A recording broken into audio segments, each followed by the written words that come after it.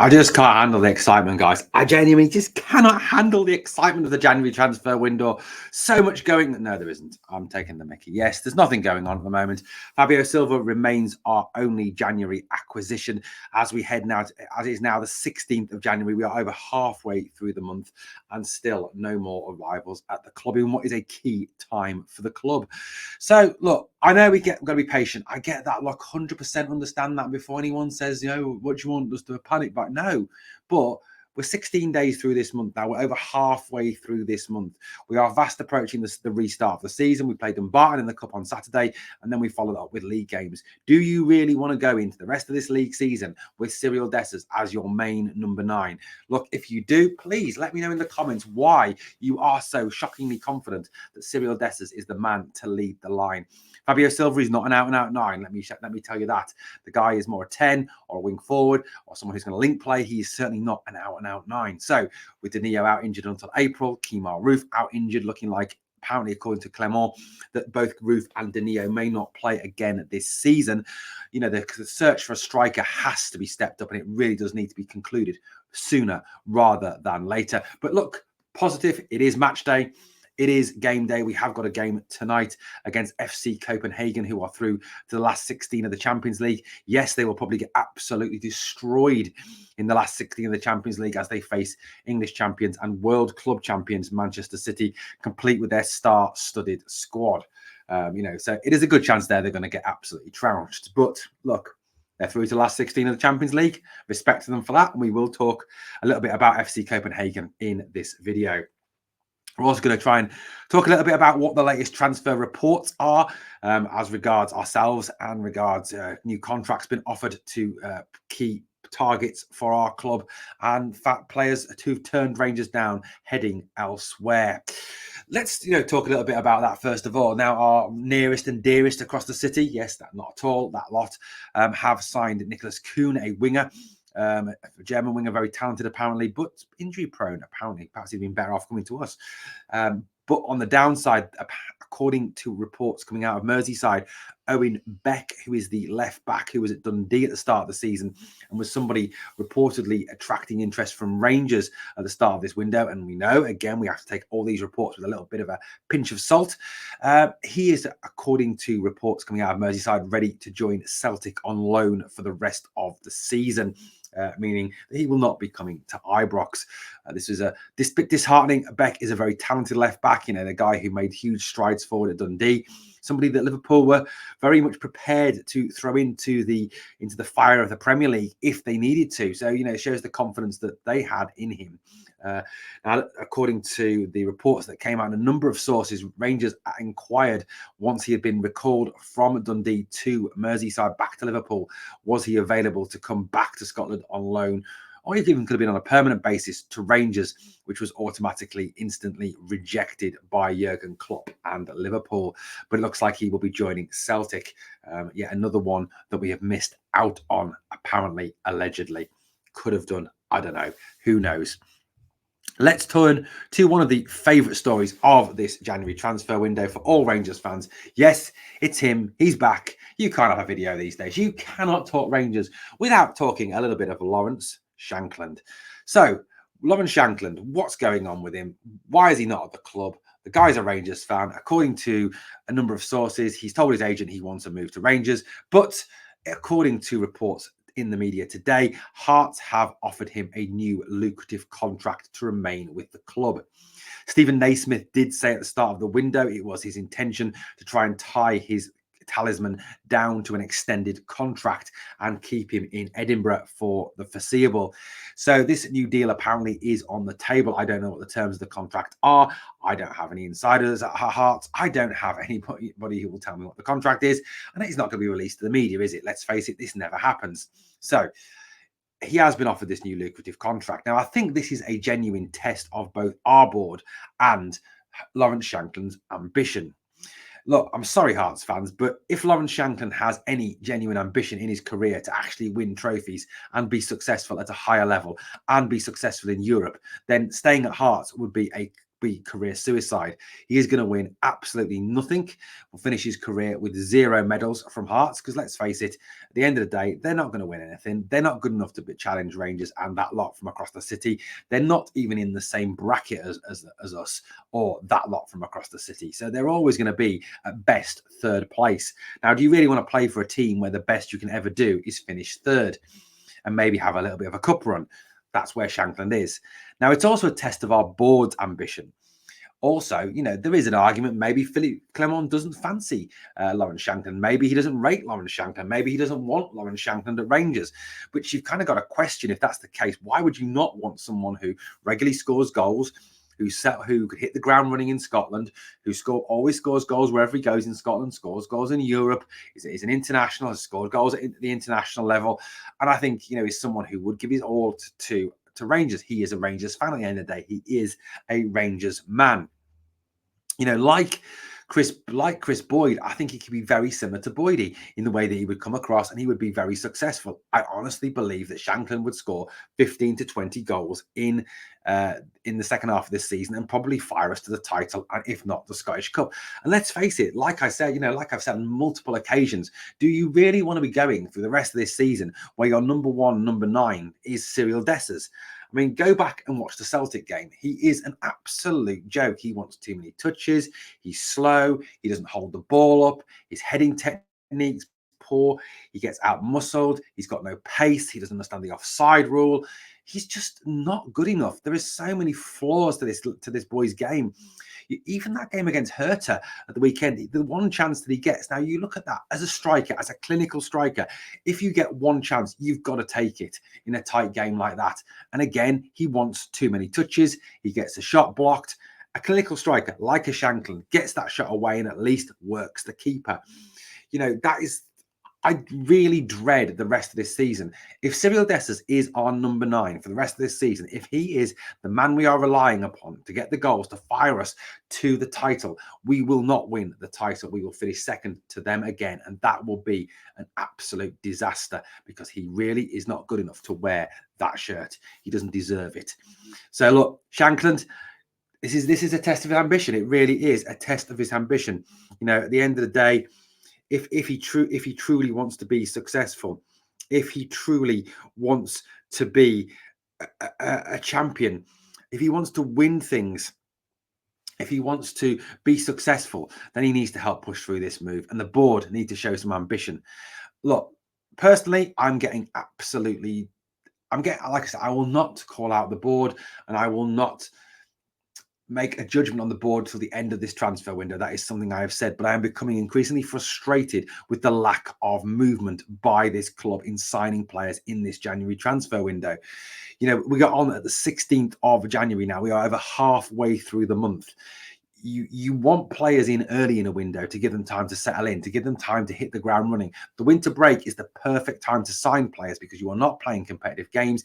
It gives you a chance to bring players in, to settle in, to play, to work with their them teammates and develop an understanding with them so that once the season gets back underway with the Scottish Cup, with the league, they can hit the ground running. At this point, you're going to be signing players and they're going to be coming in right in the middle of league action where you could have a situation where they are not training regularly with their teammates because most times it will be a game, a recovery, a game, a recovery, a game, not game, training session, game, and so on. That is something you just cannot afford to do. So you've really got to question the wisdom of what the club's transfer strategy currently is. Now, I know Philippe Clement has talked about the fact that the club are working night and day to try and get signings through. And he kind of dropped a hint, didn't he, that there is not a lot of money to spend. When he talked about the fact that if you don't have all the money in the world, it is hard to bring players in. And I think there is a clear message there that the board are not massively funding this transfer window. Now, I understand there's a number of reasons for that. FFP, which, lots of fans have already flagged up, and that's fair enough. The fact that our squad is bloated, yes, there are players that do need to go out. There are players on ridiculous wages that are wasting those wages. I'm not going to particularly talk about that in this video. And yes, at the end of the day, Michael Beale did waste a lot of money, but we have brought in money as well over the last transfer window. We did bring in money from the sales of Sakala.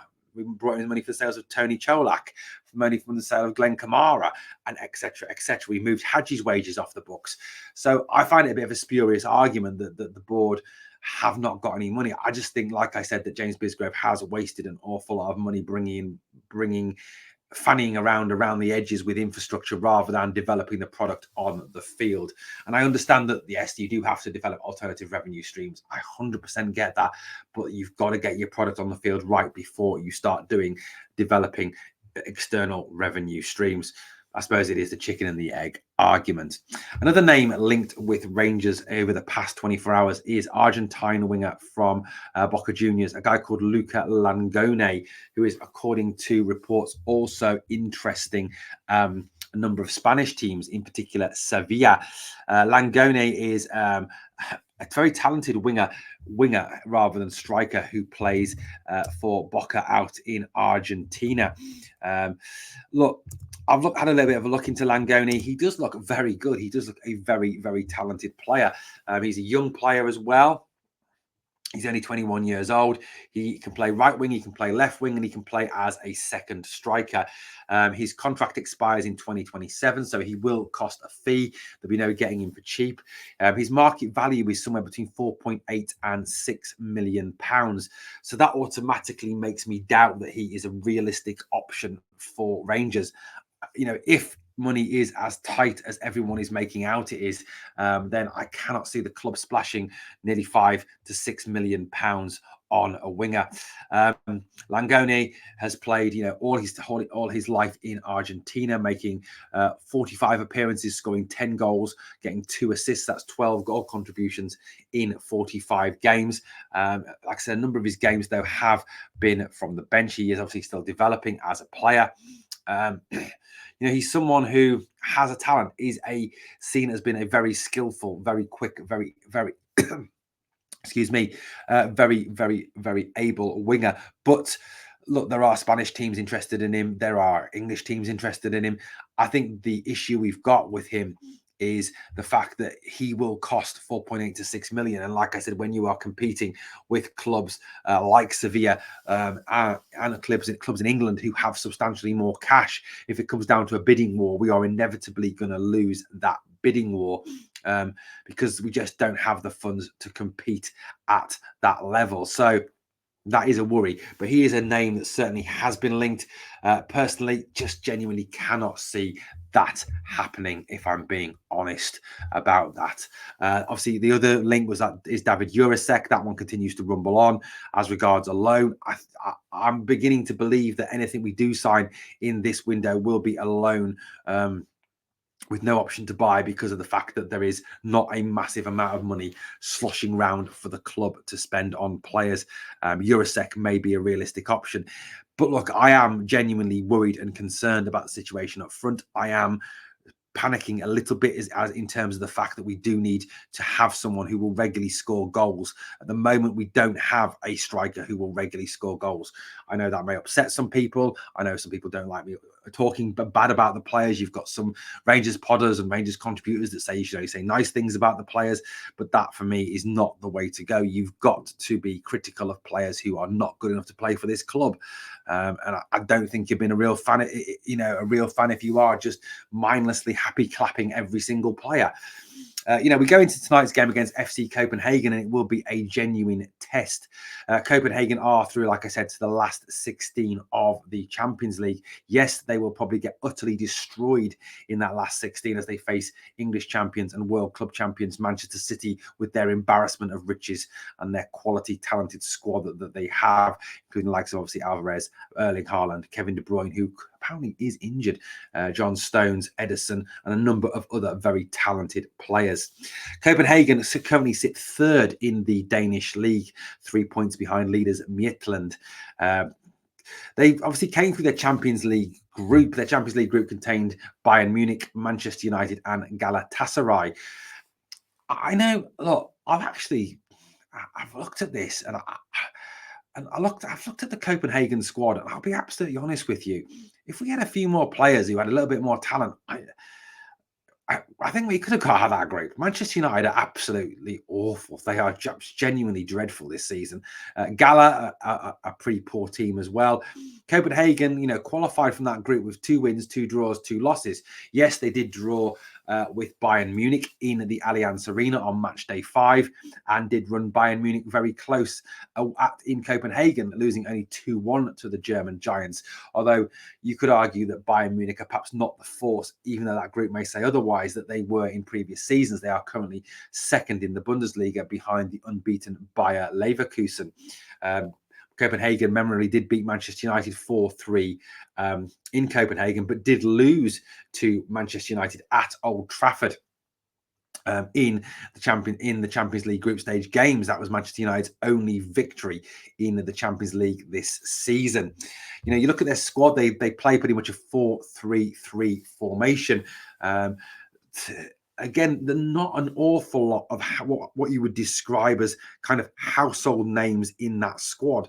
Not a lot of players you would say, yeah, he's quality. Yeah, he's different class. Not a lot of players you would say jump off the page at you, shall we say?